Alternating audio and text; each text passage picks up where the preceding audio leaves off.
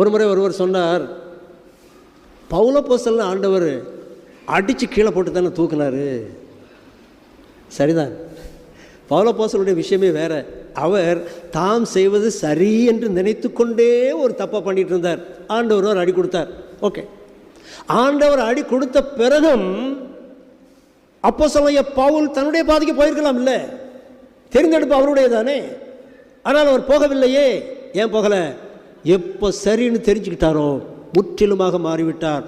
அப்படியே எபவுட்டான் அடிச்சிட்டார். மிலிட்ரியில் எபவுட்டான்னா என்ன? வடக்க பார்த்து நின்னா உடனே எங்கே பார்க்கணும்? தெற்க பார்க்கணும்.